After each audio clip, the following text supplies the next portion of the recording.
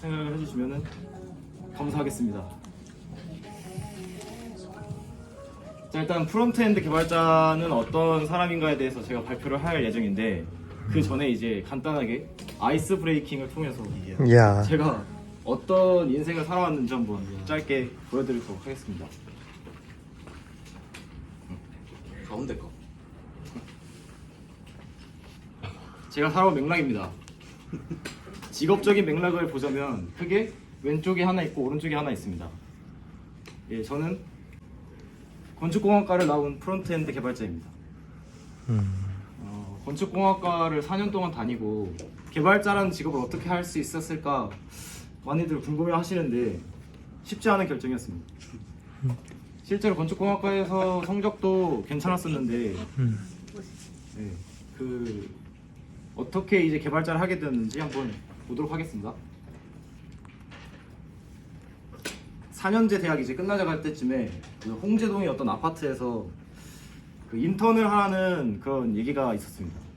그래서 저는 4년제 이제 어쨌든 4년제 이제 마치고 아 이건 기회다 싶어가지고 그 인턴을 하게 됐죠.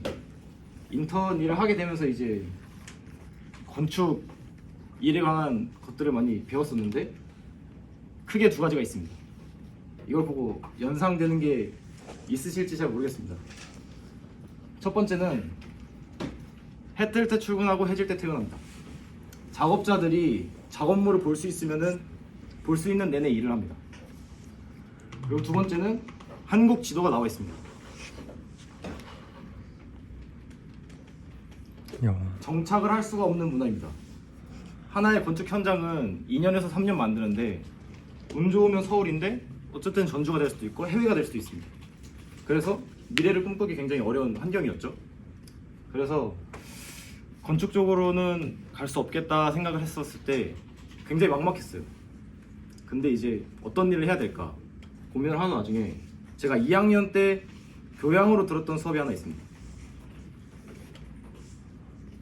파이썬이라는 언어에 대한 강의를 들었었는데 그 파이썬이라는 강의가 한 100명 정도 들었던 것 같아요.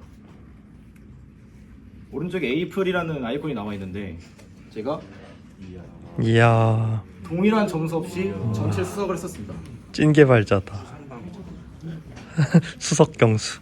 그래가지고 그때 이제 저는 스스로에 대해서 이제 좀 생각했습니다. 나는 코딩 천재다. 건축공학과를 나왔지만 나는 코딩에 대한 실력을 가지고 있다 생각해서 사이서울이라는 이제 교육 프로그램을 듣게 됩니다. 이 교육 프로그램에서 뭐 리뷰하는 법, 협업하는 법 이런 것들에 대해서 배우게 됩니다. 그리고 이 프로그램에서 1년 동안 교육을 받고 원래 2년 프로그램인데 1년 교육을 받고 이제 그 다음에는 이제 대표님과 카페에 가서 새로운 에디터를 만들어보자 라는 얘기를 나누게 됐고 큐샵에 입사했습니다. 와. 네, 이제 여기까지 인트로. 예, 인트로였고요. 이제 시작입니다. 목차는 그래서 제가 프론트엔드 개발에 발을 담그고 나서 프론트엔드 개발에 어떤 역할을 하고 뭐 어떤 좋은 점 힘든 점이 있었는지 한번 그냥 간단하게 얘기를 해보려고 합니다. 역할이라고 한다면 사용자가 보는 화면을 구성합니다. 그리고 크게 프론트엔드, 개발, 팀원 이렇게 세 가지 단어로 나눌 수 있어요. 그리고 개발, 누군가가 말로 이야기한 것을 컴퓨터에서 돌아가게 만듭니다. 그리고 팀원은 그 사람이 회사에 속해 있든 어떤 팀에 속해 있든 팀 제품의 성장을 위해 고민하고 기여하는 사람을 팀원이라고 할 수 있습니다.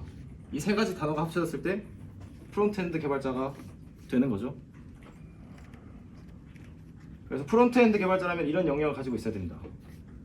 UI 디자이너가 디자인을 해주면 그걸 이제 화면에 똑같이 그릴 수 있어야 되고 그 모바일, 태블릿, 데스크톱 등 다양한 디바이스에서 보여줄 수 있어야 합니다. 그리고 빠르게 만든 후에 만든 것들을 이제 성능을 개선할 수 있어야 되고 그 과정에서 테스트랑 디버깅을 할 수 있어야 됩니다.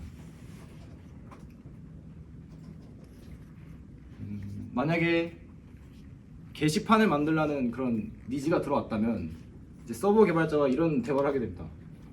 게시판을 수정하는 방법을 뭐 만들어 주세요. 뭐 게시판 내용을 조회하는 방법을 만들어 주세요.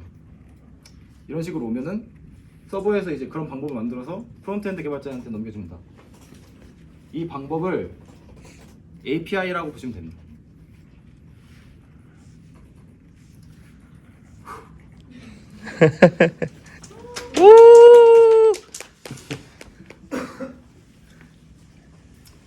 이제 프론트엔드 개발자가 어떻게 탄생했는지 한번 보겠습니다. 프론트엔드 개발자는 생긴 지 얼마 안 됐어요. 보면은 1990년대라고 적혀 있죠. 실질적으로 사용자가 페이지를 볼 수 있게 HTML이 개발된 건 90년대입니다. 그리고 그 화면과 CSS를 이제 구분할 수 있게 된 거, 스타일을 구분할 수 있게 된 게 96년. 그리고 이제 실질적으로 프론트엔드 개발자가 이제 웹 요소를 동적으로 조작하기 위해서 채용이 된 거는 2006년입니다. 옛날 페이지 같은 경우에는 서버에서 가져온 데이터를 얼마나 잘 그냥 적절한 위치에 배치를 하는 게 중요했다라고 한다면 이제 시대가 바뀌었죠. 다양한 애니메이션이 있고 다양한 동적인 요소들이 있습니다. 이 동적인 요소들을 얼마나 잘 구현을 할 수 있는가가 날로 중요해지고 있어요. 아이폰 그 랜딩 페이지나 보면은 어딘가에서 아이폰이 날라오기도 하고 사용자가 돌릴 수도 있고 그리고 인터랙션이 추가가 많이 됐죠. 이제 그런 영역들이 중요해지고 있습니다.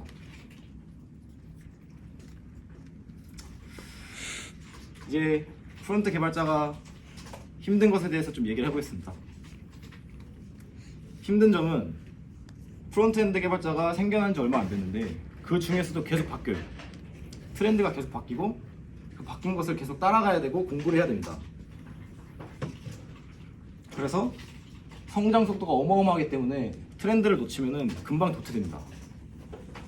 그리고 새로운 것들을 받아들이기 위해서 계속 탐색해야 되고 트렌드를 쫓아야 되죠.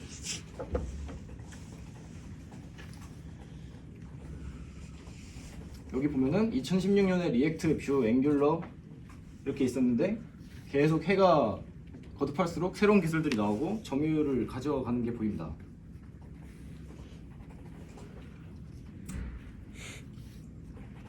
제가 이 회사에 들어와서 또 힘든 점을 알게 되었는데요. 디자이너랑 기획자, 서버 개발자가 있습니다. 근데 화면에서 문제가 발생해요.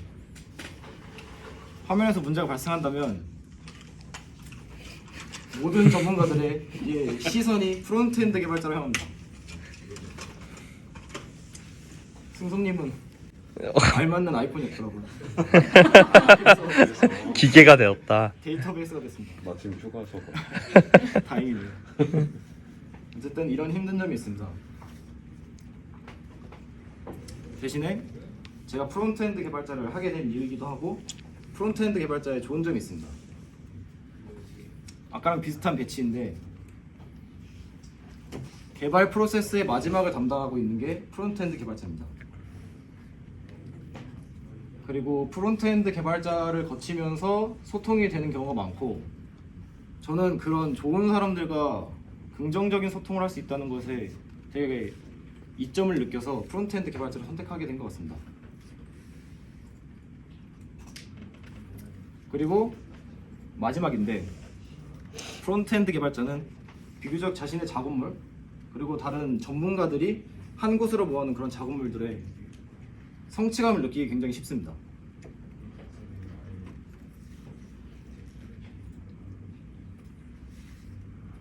이상입니다.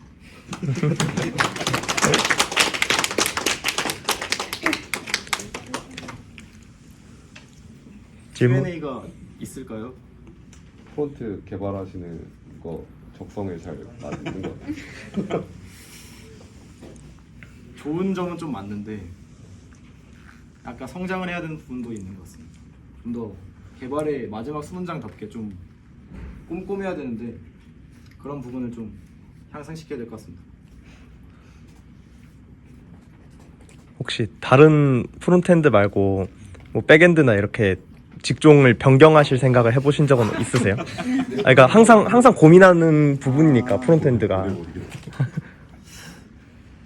그런 생각 좀 해봤는데 일단 프론트엔드 개발에서 좀 개발자로서 많이 성장한 다음에는 생각을 해볼 수도 있을 것 같아요. 근데 지금은 아직 그런 생각 없습니다.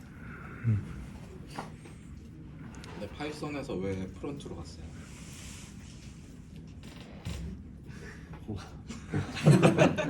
근본적인 질문이네요.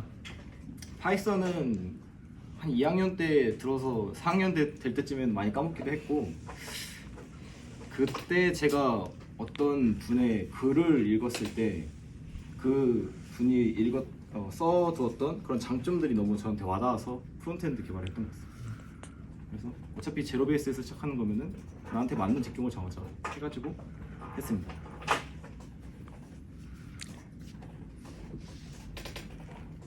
네. 끝? 계속 프론트엔드 개발자가 되신다면은 최종적으로 만약에 경수님이 리더가 됐었을 때 어떤 프론트 개발 리더가 되고 싶으세요? 아, 생각만 해도 미소가 나고.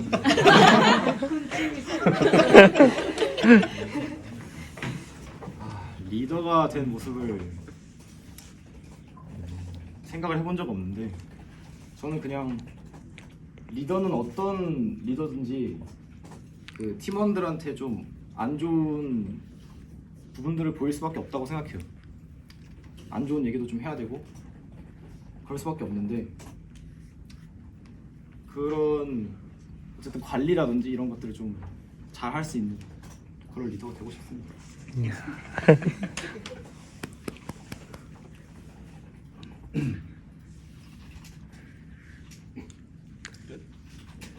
이제 없으신 거 수고하셨습니다. 양념 하실 거예요?